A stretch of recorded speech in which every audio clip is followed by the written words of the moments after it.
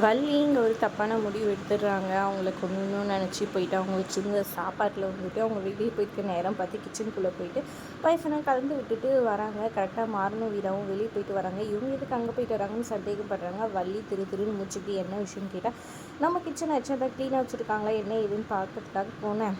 ஒன்றுமே சுத்தமாகவே இல்லைடா, அதனால தான் நம்ம வந்துட்டு நம்ம இது வாங்கிட்ட பின்னாடி நம்ம சரி பண்ணி நல்லபடியாக வச்சுக்கணும் அப்படி இப்படின்னு தட்டு மாதிரி சொல்லிட்டு இருக்காங்க.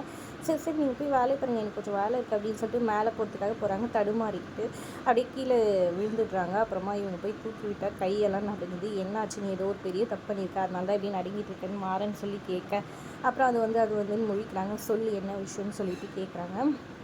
உடனே இந்த மாதிரி நான் வந்துட்டு அவங்க இருக்கிறனால தானே பிரச்சனை, நான் ஜெயிலுக்கு கூட போயிடுவேன், 5 வருஷமும் 10 வருஷமும் இருந்துட்டு வரேன், நீங்கள் எல்லோரும் சந்தோஷமாக இருங்கன்னு சொல்கிறாங்க. என்ன பண்ணி தொலைச்ச சொல்லு அப்படின்னு சொல்லிட்டு மாறன் கேட்க, வீரவங்க சொல்லுங்க வழியம்மா என்னாச்சு அப்படின்னு சொல்லி கேட்குறாங்க. அப்போ வந்து அவங்களுக்கு பாய்சன் வச்சுட்டு அவங்க சாப்பிட்ற சாப்பாட்டில் அப்படின்னு சொன்னோன்னா மொத்த பேருமே ஷாக் ஆகி போயிடுறாங்க. 2 பேருமே ஐயோ இப்போ எப்படியாவது அந்த சாப்பாடை எடுத்து கொடுத்தீங்கன்னு சொல்லிட்டு மாறனும் வீராவும் அந்த போர்ஷனுக்கு வந்து போகிறாங்க. இப்படி பண்ணிட்டு இது ரொம்பவே தப்பு அப்படின்னு சொல்லிட்டு இருக்காங்க. அப்புறம் டக்குன்னு வந்துட்டு 2 பேரும் போக பார்க்க அப்போ கரெக்டாக விஜயும் அவங்க அம்மாவுமே வந்துடுறாங்க. உடனே அங்கே வந்து வரத்துக்கு வராங்க. என்ன இங்கே வந்து போகிறீங்க, என்ன விஷயம், வீடெல்லாம் உங்களுக்கு நல்லா வச்சுக்கோமான்னு பார்க்க வந்தீங்களா? சரி சரி, ஆனால் எதுனா திருட வந்தீங்களோ, காய்கறி கூட கிடைக்காதுல்ல, நல்ல சாப்பாடு சாப்பிட்டு கூட ரொம்ப நாள் ஆகிட்டு போங்க, அதனால தான் கேட்டேன்னு சொல்கிறாங்க. அவங்க வாய் அழுந்து பேசு அப்படின்ற மாதிரி கோவப்பட்டுட்டு அவங்க வந்துடுறாங்க. ரொம்ப பசிக்குதுமா, சாப்பாடு எடுத்துக்கோமான்னு சொல்கிறாங்க. ஆமாடி எனக்கும் பசிக்குது, இறுதி போய் சாப்பாடு போட்டு வரேன். 2 பேருக்கும் சாப்பாடு எடுத்துகிட்டு வந்து டைனிங் டேபிளில் வச்சு போட்டுட்ருக்காங்க. இதை பார்த்தோன்னே வீரா வந்து வேணாம் தடுத்து நிற்கலாம் பாவண்டா அப்படின்னு சொல்கிறாங்க. வீடு எவ்வளோ பேச்சு பேசுகிறாங்க, இவங்க போட்டோம் நமக்கு என்ன அப்படின்ற மாதிரி சொல்கிறாங்க. ஆமாம் வீடுன்ற மாதிரி வழியும் சொல்ல, ஆனால் வீராக்கு மனசு கேட்காம போயிட்டு உடனே வந்துட்டு விஜய் கையில் எடுத்து வைக்கிறாங்க. அப்போ வந்துட்டு வேணாம் இது சாப்பிடாத, இதில் விஷம் கலந்துருக்குன்னு சொல்கிறாங்க.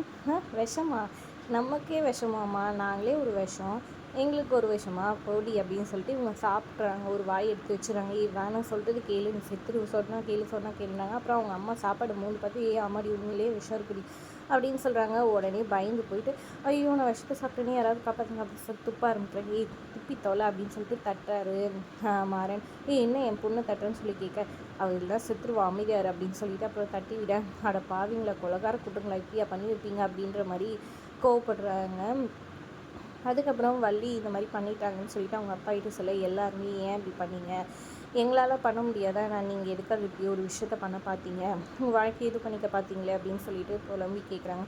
எனக்கு வேறு வழி தெரில அப்படின்னு சொல்ல, இங்கே பாரு நம்மக்கிட்ட வந்துட்டு சொத்து தான் போச்சு, நம்ம எல்லோரும் நல்லா தானே இருக்கோம், நான் ஒண்டி இந்த மொத்தத்தையும் வந்துட்டு உருவாக்கினேன், அப்போ என்கிட்ட எதுவுமே கிடையாது, இப்போ இத்தனை பேர் இருக்கும், நம்மக்கிட்ட ஒரு கடை இருக்குது, அப்புறம் என்ன நம்ம இதை வச்சு முன்னேறுவோம் அப்படின்னு சொல்கிறாங்க. நம்ம பிஸ்னஸ் ஏதாவது நல்லா பெருசாக இன்னும் கொஞ்சம் இதுவாக பண்ணலாம், ஆனால் அது கூட இன்வெஸ்ட்மெண்ட் பணம் இருக்கணும்லன்னு சொல்கிறாங்க. அப்போ கார்த்திக் ஒரு ஐடியா கொடுக்குறாரு.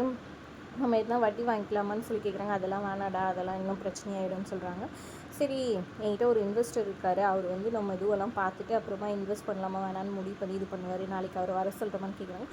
சூப்பர் ஐடியாடா, வர சொல்லுன்னு அவங்க அப்பாவும் சொல்லிடுறாங்க. அப்புறம் பிஸ்னஸ் இம்ப்ரூவ் பண்ணலாம், இப்படி பண்ணலாம் அப்படி பண்ணலான்னு எல்லாருமே சந்தோஷமாக இது பண்ணிட்டு இருக்காங்க. இதை விஜய் பார்த்துட்டு இருக்காங்க. ஆல்ரெடி நின்று பேசிகிட்டு இருக்கனால எப்படி இதை கெடுக்கிறதுக்கு ஏதாவது பெரிய பிளானாக விஜய் போட போகிறாங்க, அதை மீறி எப்படி இவங்க ஜெயிக்க போகிறாங்கன்றதை பொறுத்து இருந்து பார்க்கலாம். வீடியோ பிடிச்சிருந்தா லைக் பண்ணிக்கோங்க.